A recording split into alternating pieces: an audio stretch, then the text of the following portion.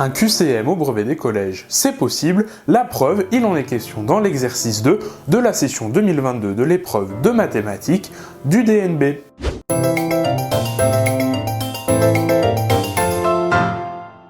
Salut, aujourd'hui nous allons corriger l'exercice 2 de l'épreuve de mathématiques de la session 2022 du DNB, le diplôme national du brevet. Alors cet exercice, il est vraiment cadeau pour le coup, 20 points pour un QCM de 5 questions, c'est-à-dire 4 points par question. Et en plus de ça, pas besoin de justifier la réponse, il faut simplement choisir A, B ou C, et pof, on gagne 4 points si on donne la bonne réponse. Donc là pour le coup, c'est vraiment 20 points qui sont vraiment cadeaux. Mais bon, on va quand même commenter un peu les réponses qu'on va donner, on va quand même justifier ici à l'oral, sans l'écrire forcément au tableau. Question 1, on considère les deux figures suivantes. Par quelle transformation la figure 2 est-elle l'image de la figure 1? Réponse A, une translation. Réponse B, une homothétie. Réponse C, une symétrie axiale.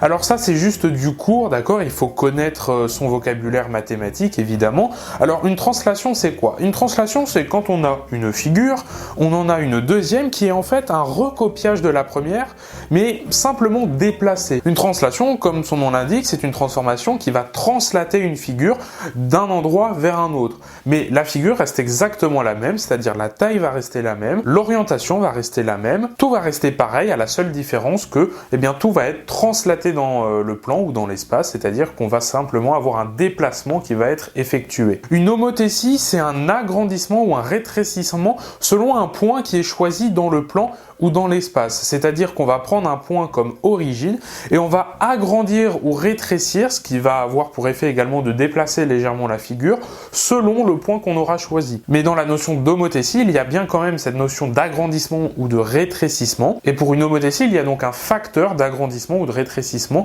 qui intervient. Ensuite, une symétrie axiale, ça tu connais depuis l'école primaire. Pour effectuer une symétrie axiale, il faut déjà choisir une droite, d'accord, pour ta symétrie axiale qui va constituer l'axe de ta symétrie. Et pour chacun des points de ta première figure, tu vas tracer la perpendiculaire à ton axe que tu auras choisi qui passe par le point, par chacun des points de ta figure d'origine. Ensuite, il faut simplement reporter les distances, ce qui te donne de l'autre côté de ton axe ta symétrie axiale. Bon, et donc ici, c'est vraiment simple, d'accord? Ce n'est pas une homothétie, il n'y a pas d'agrandissement, de rétrécissement, il n'y a pas non plus de point qui a été choisi pour effectuer cette homothétie. Symétrie axiale non plus, il n'y a aucun axe de symétrie qui a été tracé, et puis on voit bien ici qu'il n'y a nulle part de notion de perpendiculaire et de distance. Et donc évidemment c'est une translation puisque c'est simplement un déplacement de la figure 1 vers la figure 2. Et donc pour la question 1, c'était donc la réponse A qu'il fallait donner. Question 2, on considère la représentation graphique de la fonction g suivante. Quel est l'antécédent de 2 par la fonction g? Eh bien ici c'est simplement une lecture de graphique, d'accord?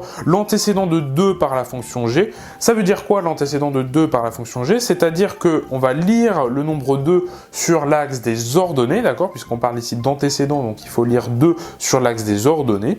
Donc ici le 2 on le repère évidemment, et ensuite on va tracer la perpendiculaire à l'axe des ordonnées, on va regarder l'intersection avec la courbe, avec donc notre droite qui représente la représentation graphique de la fonction g. Et une fois qu'on a ce point d'intersection là, on va lire cette fois-ci l'abscisse de ce point. Donc on va tracer à nouveau une perpendiculaire à l'axe des abscisses et on va lire cette fois-ci l'abscisse de ce point, c'est-à-dire l'antécédent de 2 par la fonction g. Et donc ici on va lire évidemment 1, d'accord? L'antécédent de 2 par la fonction g, c'est 1. Alors un petit commentaire là-dessus, ici on parle bien de l'antécédent de 2 par la fonction g et non pas d'un antécédent.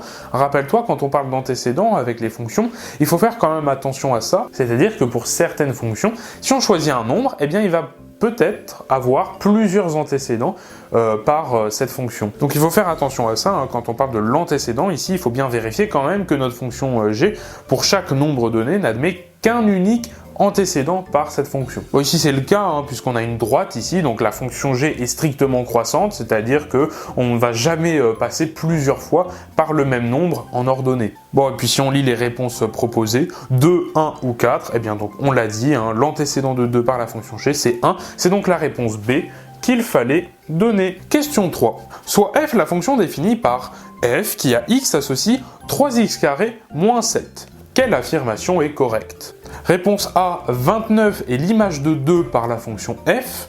Réponse B, f de 3 égale 20. Réponse C, f est une fonction affine. Déjà, il y a une réponse que l'on peut éliminer tout de suite. Ce n'est évidemment pas la réponse C. F n'est pas une fonction affine, puisque comment ça s'écrit une fonction affine? L'expression d'une fonction affine peut s'écrire toujours sous la forme ax plus b.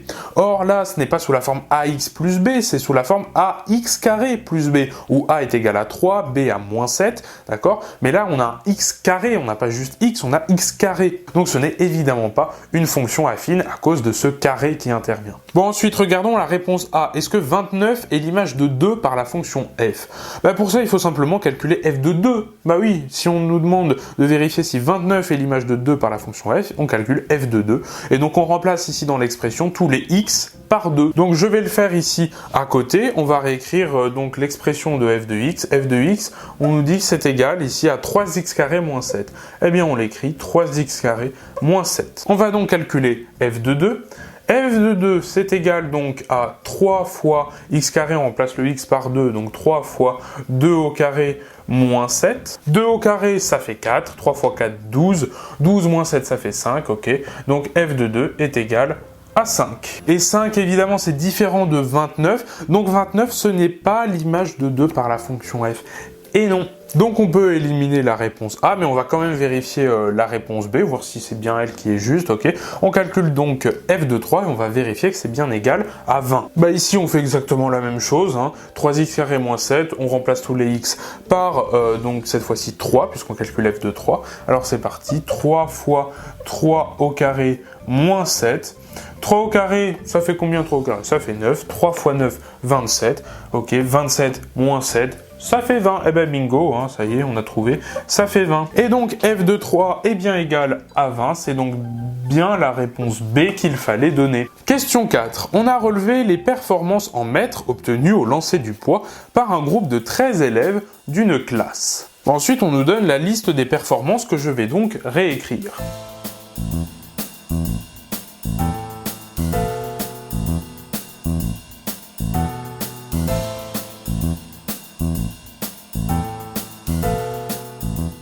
Bien voilà, j'ai réécrit donc toutes les valeurs qui sont données dans l'énoncé.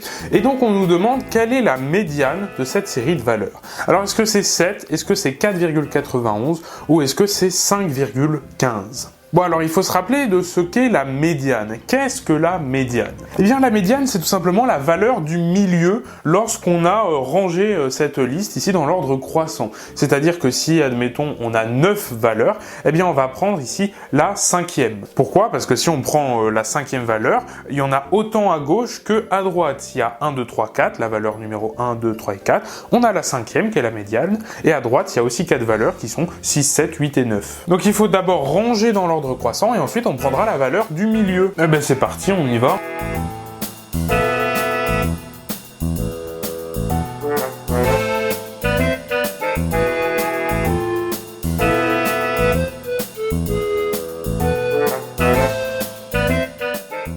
Ça y est, regarde, j'ai tout rangé ici dans l'ordre croissant.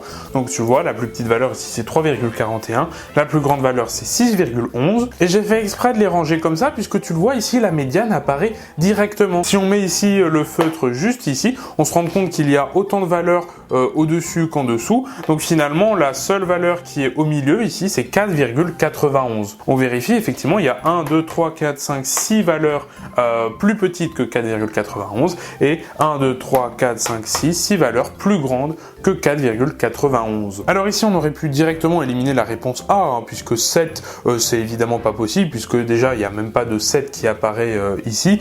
Et puis en plus, de toute façon, 7, c'est plus grand que toutes les valeurs. Donc de toute façon, que ce soit même la moyenne ou la médiane, même si tu avais confondu avec la moyenne, ça aurait même pas pu être possible, puisque c'est au-dessus de toutes les valeurs. Bon, 5,15, la réponse C, ça aurait pu être possible, si tu t'étais trompé justement dans l'ordre croissant, si tu avais mal rangé ici ta liste. Mais voilà, si tu te trompes pas, tu vois bien ici, tu constates assez facilement que c'est 4,91 la médiane de cette série de valeurs. Pour la question 4, il fallait donc donner à nouveau la réponse B. Dernière question, la 5e, on considère la configuration suivante dans laquelle les triangles LAC et BUT sont semblables. Bon, des triangles semblables, ça veut dire qu'ils ont ont les mêmes angles, hein, d'accord. Effectivement, si on regarde à peu près graphiquement, on constate bien qu'ils ont l'air d'avoir les mêmes angles. Mais ça veut dire aussi, d'après le théorème de Thalès, hein, qu'ils sont proportionnels, c'est-à-dire que si on fait le rapport de UT sur AC, bah, ça va donner le même résultat que UB sur AL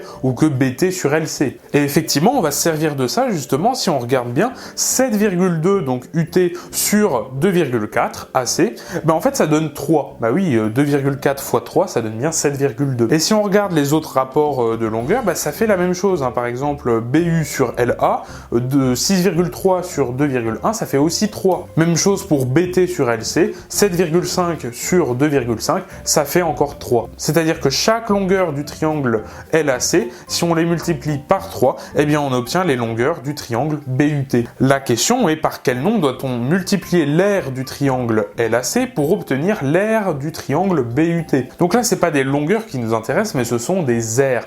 Or, tu le sais, une aire finalement c'est quoi? Une aire c'est une distance au carré. Hein, une longueur ça peut s'exprimer en mètres, alors qu'une aire ça s'exprime en mètres carrés. Il y a donc un carré qui intervient. Là c'est la même chose quand on fait les calculs avec les longueurs. Si on multiplie par 3 les longueurs, eh bien on va multiplier par 3 au carré pour obtenir la nouvelle aire. S'il était question de volume, par exemple, eh bien là, c'est par 3 au cube qu'il aurait fallu multiplier pour obtenir le volume final. Mais bon, là, c'est bien des aires, donc c'est bien un carré qui intervient. Et comme on multiplie les longueurs par 3 pour passer du premier triangle au deuxième, eh bien ici, hein, c'est bien par 3 au carré, c'est-à-dire 9. 3 au carré, ça fait 9. C'est bien par 9, donc, qu'on va multiplier l'aire du premier triangle pour obtenir l'aire du deuxième triangle. Et donc pour cette question 5, c'est la réponse C qu'il fallait donner. Bon alors ici tu aurais pu aussi t'amuser à calculer directement l'aire des triangles, hein, en utilisant le théorème de Pythagore, la formule base fois hauteur divisé par 2, mais bon tu te serais compliqué la vie vraiment pour rien, inutilement, hein, parce que voilà, tu aurais utilisé un théorème,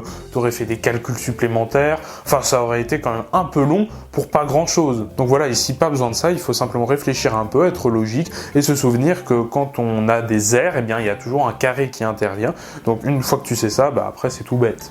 Et voilà, on a fini ici de traiter la dernière question de cet exercice 2. En tout cas, c'est la fin de cette vidéo. Je te remercie de l'avoir regardée jusqu'au bout. Si elle t'a plu, partage-la sur les réseaux sociaux, lâche un like, un commentaire pour donner ton avis, abonne-toi à la chaîne pour ne pas manquer les futures vidéos. Mais surtout, si tu veux me soutenir financièrement, on va faire un tour dans la Médé boutique sur laquelle je vends des t-shirts comme celui-ci. Merci et quant à nous, on se retrouve dans la prochaine vidéo pour corriger l'exercice 3. Salut!